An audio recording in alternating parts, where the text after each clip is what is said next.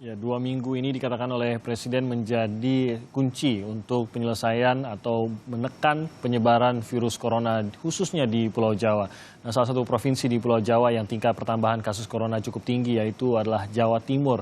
Bagaimana Provinsi Jawa Timur akan menindaklanjuti instruksi dari Presiden untuk lebih fokus dalam penanganan COVID-19 dengan target 2 minggu ke depan. Saat ini sudah bergabung bersama kami Gubernur Jawa Timur Ibu Khofifah Indar Parawansa dan juga ada bersama kami pakar epidemiologi dari Universitas Indonesia Pak Pandu Riono. Selamat pagi Bu Khofifah dan Pak Riono. Ya, Selamat pagi. Bu Khofifah, saya Selamat pagi. ingin kepada Anda terlebih dahulu menanggapi instruksi dari Presiden ini. Apa yang akan dilakukan berbeda oleh Jawa Timur atau memang saat ini sudah maksimal apa upaya yang sedang dilakukan? ya, saya seringkali menyampaikan kita butuh percepatan triple T. Pertama adalah tes. Nah, tes itu bisa rapid test, bisa PCR test. Rapid test kami memang tidak memungkinkan untuk bisa melakukan rapid test secara masif. Nah, kemudian PCR test. Reagen kami sekarang ini cukup banyak. Ada hampir 100.000 reagen. Tetapi kapasitas lab PCR test itu memang maksimumnya masih harus ditambah. Jadi masih proses optimasi. 3 hari yang lalu saya juga sudah kumpulkan 8 lembaga yang memiliki lab. Ada 3 yang masih belum bisa running karena alatnya baru datang. Nah, yang lain semuanya masih harus optimasi. Ada yang punya SDM cukup, tetapi mesin PCR testnya hanya 1. Ini misalnya BBTKL. Mereka punya tenaga sampai 51. Oleh karena itu 2 hari lalu saat ratas dipimpin Pak Presiden, hal ini saya sampaikan bahwa kami butuh mesin PCR test minimal 15. Maksimalisasi dari proses tes yang kita bisa lakukan, apakah rapid test ataukah PCR test, ini menjadi penting untuk melakukan percepatan tracing secara lebih masif. Ini kan satu titik kalau di rapid test reaktif. Kemudian kita butuh seminggu lagi rapid test lagi reaktif atau negatif. Itu masih setelah itu tetap harus di PCR test. Maka kalau kita bisa dapat support mesin PCR test, ini memungkinkan kita bisa melakukan percepatan tes. Kedua, kalau sudah di PCR, di swab, lalu positif, maka tim tracing itu bisa segera bergerak sampai kemudian melihat jejak, katakan 14 hari sebelumnya dan seterusnya. Sebetulnya di Jawa Timur ini sudah 87% desa dan kelurahan memiliki ruang observasi. Hari ini yang diobservasi di karantina sudah lebih 5.000, yang sedang ya, belum yang sudah diselesaikan. Itu artinya mereka yang dari titik-titik epicentrum, PMI misalnya, mereka akan diobservasi di desa kelurahan. Setelah tes, tracing, kemudian T1-nya adalah treatment. Nah, pada saat ini sesungguhnya ada 99 rumah sakit rujukan di Jawa Timur. Dari 99 rumah sakit yang menjadi rujukan, memang ada yang punya bed dengan ventilator, dengan negatif pressure, ada yang tidak dalam posisi negatif pressure, dan seterusnya. Tapi hari ini kita menyiapkan rumah sakit darurat. Kita menyiapkan rumah sakit darurat, kalau maksimum capacity itu bisa sampai 500, ini yang di Surabaya.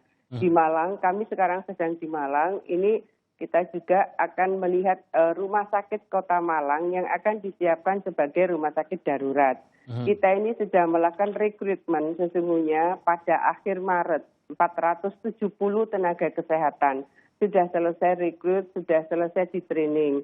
110 diantaranya mereka kita dedikasikan untuk RSUA. Karena RSUA ini adalah sentra rumah sakit infeksi yang ada di Jawa Timur.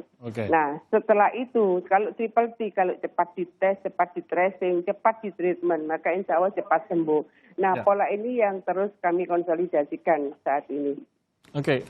Dari target Anda begitu ya, Bu Khofifah, sehari atau dalam sebulan itu ada berapa banyak yang dites? Sudah seberapa jauh terpenuhi target Anda itu? Betul ini Mas Timothy. Jadi sesungguhnya kita berharap dari kalau running semua itu sudah bisa 1.500-an. Hari ini kita baru bisa mencapai sekitar 700-an. Yang ini kita masih tiap hari kita cek optimasinya. Saya sampaikan minimum kita bisa 1.100. Ini dari 6 lab yang ada. Dari 6 lab yang ada, satu ini memang didedikasikan punyanya Kemkes di Surabaya, tetapi didedikasikan untuk warga Kalimantan. Itu yang kami minta, bisa ditambahkan mesin PCR test karena tenaganya cukup, sehingga kami bisa mendapatkan porsi secara presentatif gitu dari seluruh kinerja ini yang BBKL. Ada BBTKL, ada BBKL. Nah, ini yang kami harapkan dalam waktu cepat kita bisa mendapatkan support mesin PCR test karena kami punya cukup reagen hari ini sehingga kita bisa mendapatkan maksimum capacity PCR test untuk bisa swab segera, tes segera PCR, kemudian tracing segera, treatment segera. Kira-kira itu yang kami harapkan bisa kita lakukan pada minggu ini. Jadi kendala utamanya adalah tidak tersedianya alat untuk tesnya ya, reagennya justru tersedia, tapi untuk mengetesnya reagennya sendiri. ya kebetulan 10 hari lalu kita dapat reagen 41.000, 2 hari lalu kita dapat 49.000. Ini kan barang-barang yang memang kami tidak mudah untuk bisa mendapatkan di dalam negeri. Sehingga ini kami terima kasih support dari gugus tugas pusat sesungguhnya, reagen yang 2 kali dalam jumlah besar itu. Apa upaya yang sedang dilakukan saat ini, Bu Khofifah, untuk mendapatkan peralatan yang dibutuhkan tersebut? Ya, karena ratas 2 hari lalu dipimpin oleh Bapak Presiden, langsung Pak Presiden menugaskan kepada Menteri Kesehatan dan gugus tugas. Kami dapat konfirmasi, mungkin kami bisa disupport dalam waktu dekat. Ini mudah-mudahan 3 hari ini akan datang PCR test sejumlah 7 mesin PCR test. Kalau tenaga insya Allah kami cukup, baik dari UNER, dari UB maupun dari BBTKL, dan 2 rumah sakitnya Pemprov, Sutomo dan Saiful Anwar. Dengan ada 7 berarti sudah terpenuhi ya target 15 unit ya, tadi? Kira-kira 1.500 bisa langsung running gitu. Kalau dioptimasi bisa sampai 2.000 tentunya. Ya. Baik, saya ke Pak Pandu Riono. Pak Riono, Anda sendiri melihat instruksi Presiden ini bagaimana Pak? 2 minggu harus serius dan harus fokus ke Pulau Jawa. Apakah Anda melihat urgensinya kenapa memang Pulau Jawa ini harus sangat ketat, harus menjadi fokus dalam 2 minggu ke depan? Ya, karena Pulau Jawa ini sudah menyebar ke seluruh dari ujung ke ujung gitu. Jadi tidak ada lagi wilayah Pulau Jawa yang bebas gitu. Karena potensial penularannya sangat cepat, kita harus fokus untuk di Pulau Jawa ini yang dimana sebagian besar penularan terjadi di Pulau Jawa. Seandainya kita bisa sukses di Pulau Jawa, kita bisa menyelesaikan sebagian besar masalah pandemi ini di Indonesia. Itu yang menjadi begitu, Pak? Karena penularannya terbesar di sini. Jadi kita semacam kalau perlu sih deklarasikan saja pembatasan sosial dalam satu Pulau Jawa. Jadi tidak lagi provinsi yang tidak melakukan, tidak ada lagi wilayah kabupaten. Gitu ya, Pak? Ya, pulau. Karena ini unik untuk Indonesia. Indonesia negara kepulauan, jadi kita menyelamatkan dari pulau ke pulau.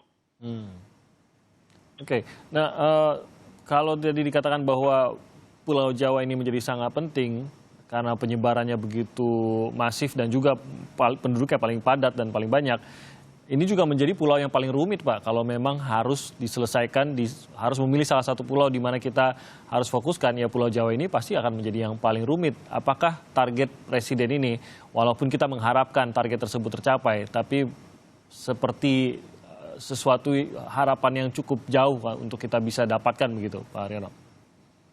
Saya kira enggak. Ini strategi yang sangat tepat karena kami dulu pernah mengusulkan karantina wilayah, pembatasan sosial berbasis pulau. Karena pulau ini sangat mudah gitu kan.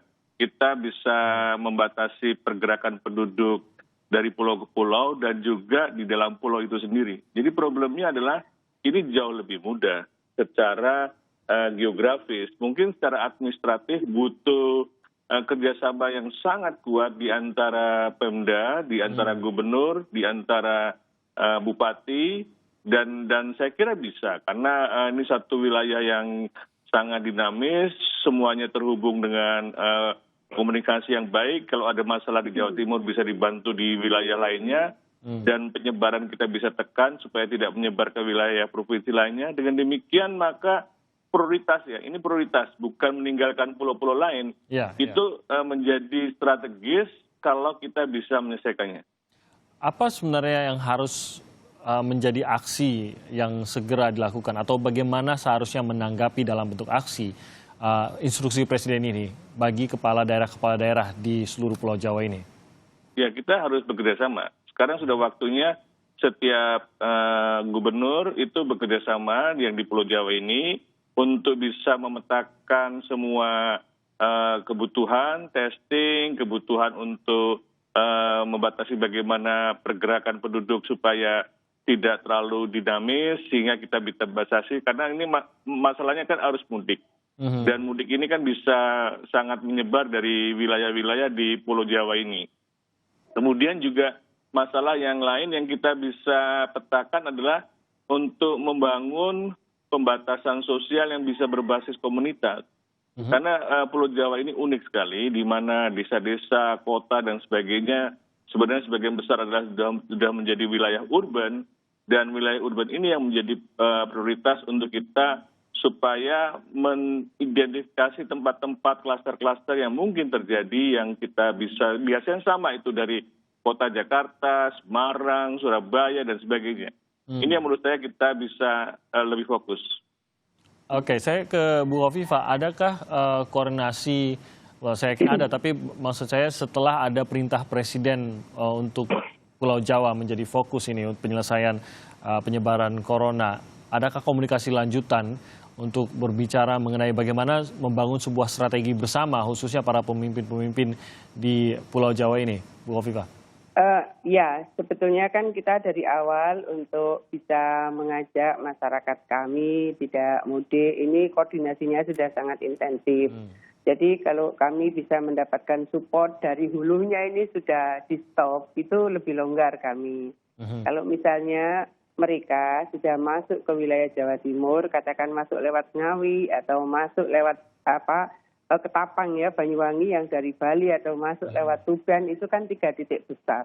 Kami tetap akan proteksi kalau itu KTP Jawa Timur. Tapi yang kami harapkan kan pelarangan ini kemudian efektif di hulunya.